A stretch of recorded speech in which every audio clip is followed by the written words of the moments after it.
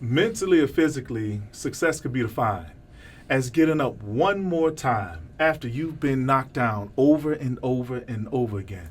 I'm T.Wood, and this is Triumphant Moments, where I highlight significant moments in life that are far beyond the surface to inform, encourage, and inspire people to triumph over their life's challenges. With me today, I have President Dr. Larry Robinson. He is originally from Tennessee. He is currently the 12th president of the Florida A&M University. He holds a bachelor's degree in chemistry from Memphis State University, which is now the University of Memphis, and a PhD in nuclear chemistry from Washington University in St. Louis, Missouri. Dr. Robinson's career has been expansive with more than 35 years as a researcher, scientific advisor, serving in several leadership capacities at FAMU and within the federal government, including as a congressionally confirmed appointee under the Obama administration. Dr. Robinson is highly regarded, but what stands out the most is his genuine care and love for individuals and how he leads them. Dr. Robinson, welcome. Thank you, sir. Thanks for having me, Absolutely. So, before we just jump right into it, and I like to ask this because technically there can't be a normal day for you. So Monday through Friday in the mornings, what does that look like? Is it some push-ups? Is it a regime, coffee? What does it look like in your mornings? So I do a few calisthenics in the morning, and I generally run a little bit in the afternoons, when I can't get it in the morning. So there's some regularity to my day. But once I come to FAMU, right, all that's out of the window, and the fun starts, right? Yes. That's when everything pretty much kicks into gear. Yes. I tell you what, how would you describe your household growing up, like as far as your siblings, brothers, sisters? So first of all, I want the people out there listening to know this one thing, because there's a misconception that people have about people like me. Certainly in my case, the fact that I have a PhD, that those who think that, I was born with a silver spoon in my mouth. I'm a nuclear chemist, but I didn't come from a nuclear family. Yes, my mother, a single parent, raised 6 of us, right? 3 boys and 3 girls, right? Yes, and we had the love and support of grandparents and aunts and uncles and all of those wonderful people. And we grew up that time of life in the neighborhood when, you get smacked upside the head by anybody if they saw you out of line. But in terms of my home upbringing, it's not that picturesque ideal version that some people have, in particular to the students of FAMU. I come from very humble beginnings. Yes, sir. First generation, had an older brother and sister in school, just ahead of me a few years. But we were the first in our family to attend college, right? Wow. And when I started school, I couldn't even spell PhD. Come on, okay. Come on, God. It took me a while to understand what that was really all about. So I say to every student here, there's no limit, right? There's no challenge you can't overcome. Because in that household, with 6 of us fighting over that one chicken wing sometimes, you can imagine what kind of battle that was. But anyway, it was a life full of love, right? Yes, sir. Compassion and high expectations, right? My grandmother, who passed away before I had a chance to start school, she worked as a domestic, right? And she worked for these doctors. And I remember her speaking a lot about Miss Nancy. And one day, they brought her home from the suburbs and to drop her off. Most of the time she rode the bus, and one of my jobs was to go and meet her at the bus stop, at that time of the year when it was dark, and most of the time it was dark. And one time it was so dark they had a party that they brought her home, and I came out to the car to meet her and help her with her package, and she introduced me to Miss Nancy. Miss Nancy was probably a young lady about 7 or 8 years old. Right? Come on. So that's the kind of environment that I grew up in, but my grandmother had a vision that we would all go to school, go to college, because she saw a brighter future for us than she experienced for herself.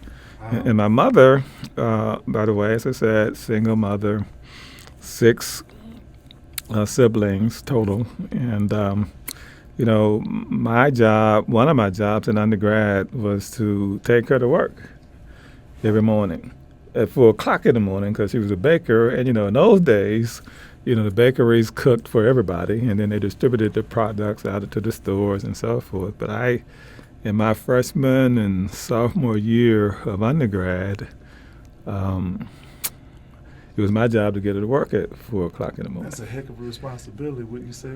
It was, but at the same time, I had the car. My older brother and older sister had served their turn, so it was my turn. So I did it without any, hesitation, right, at all.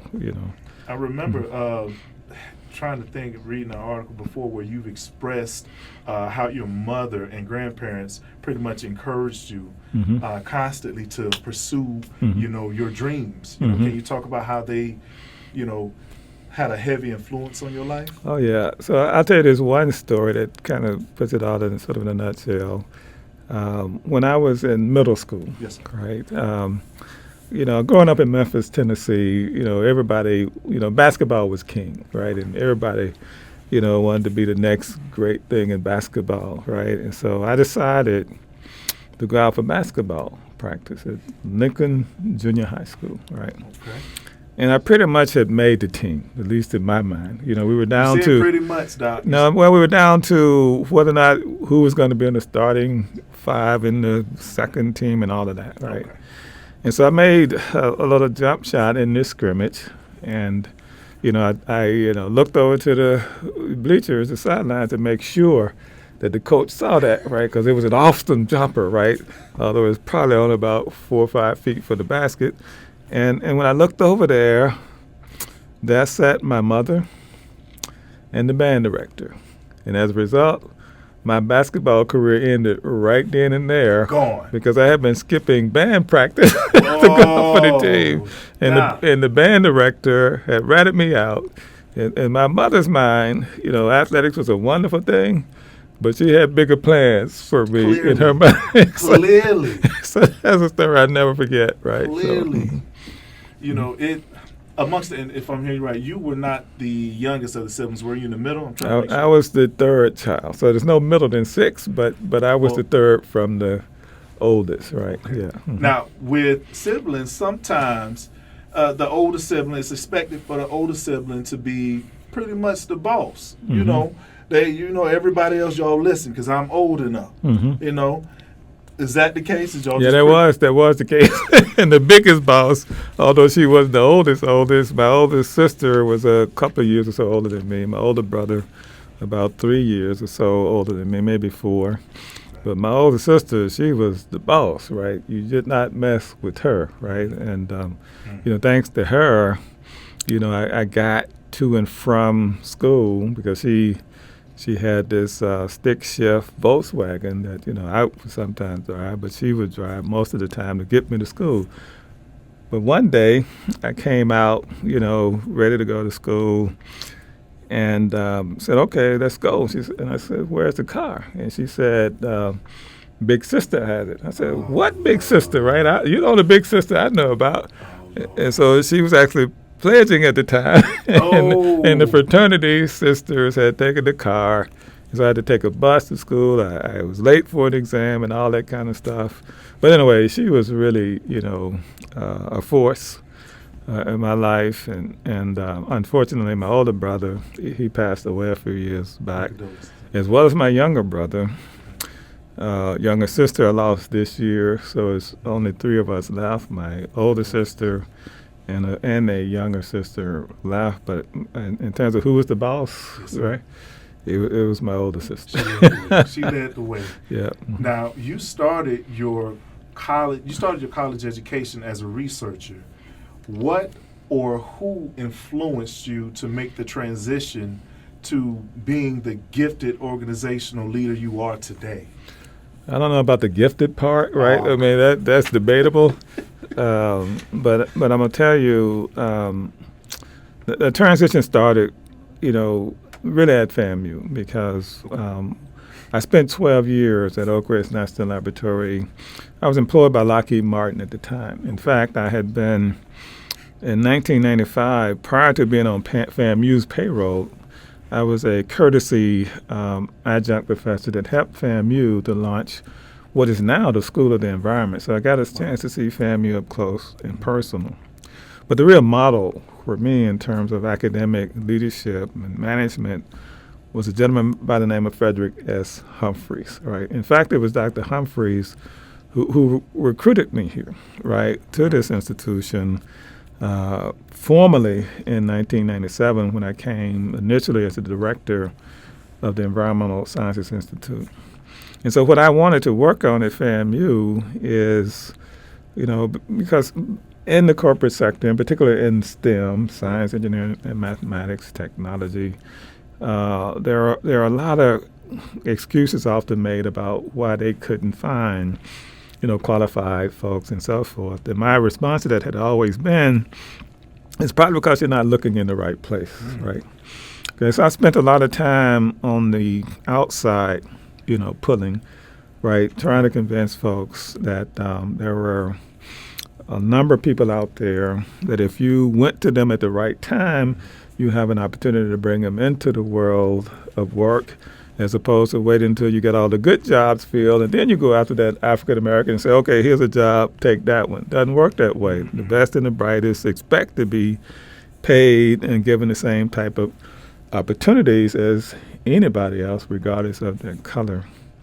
The opportunity that FAMU presented me, however, was to work on this we can't find issue. And so I thought I would go out here and contribute to what was already going on. We knew that there were lots of folks out there, but perhaps there weren't enough, and perhaps there still isn't enough. However, FAMU it has done some remarkable things in the HBCU community as well in producing outstanding graduates in all fields, right?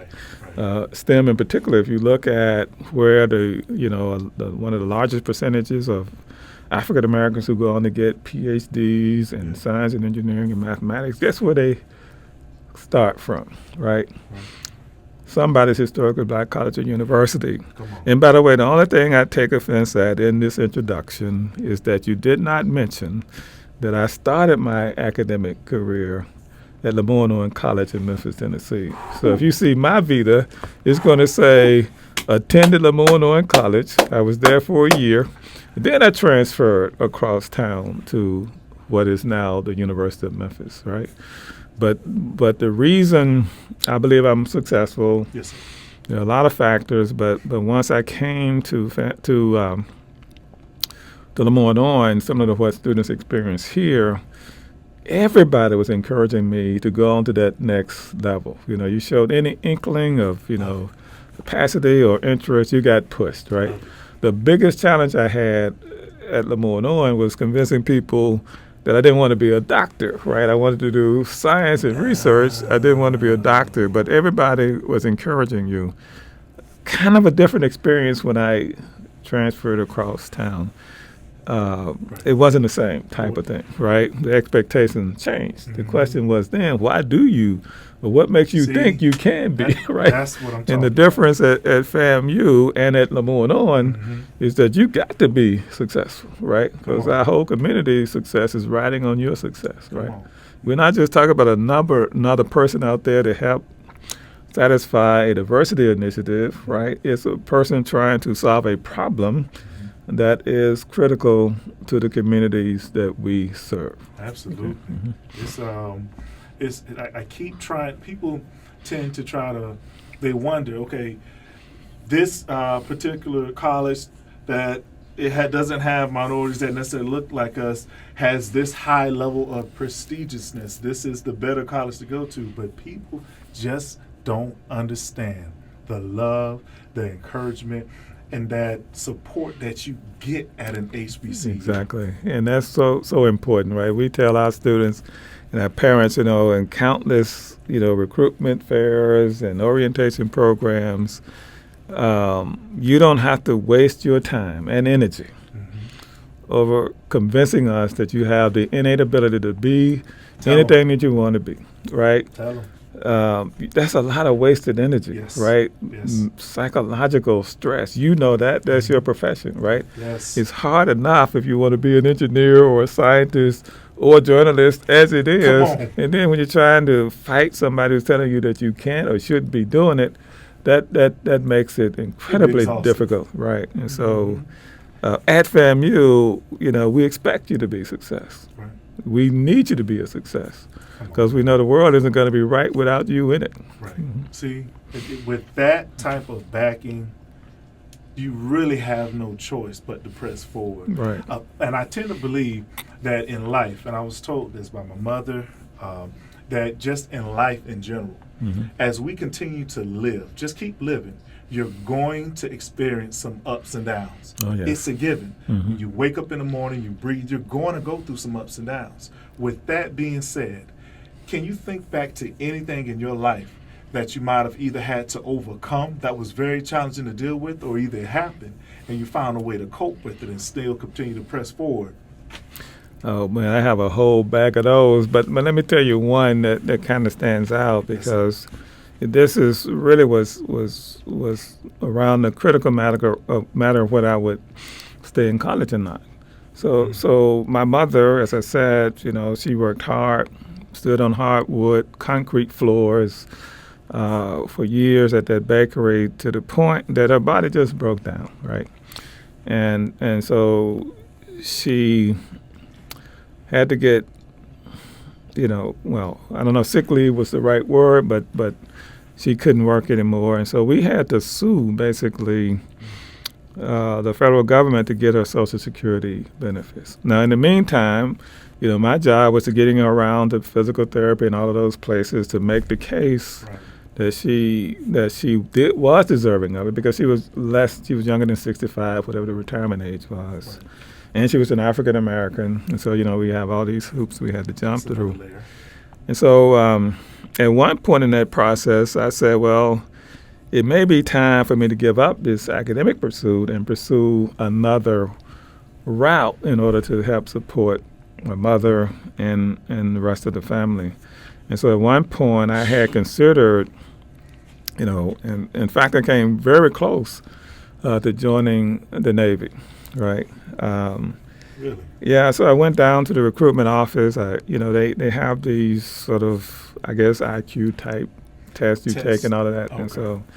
And I took the thing and didn't pay much attention to it. Then I came home from school one day. My mother would get off work in the day, and when I came home, she was sitting there with two naval officers from the recruitment facility. Right. Apparently my scores were high enough that it warranted that level of attention, right? Okay. And so and then of course the Navy had something that I was interested in because I had this interest in nuclear science even then. Wow.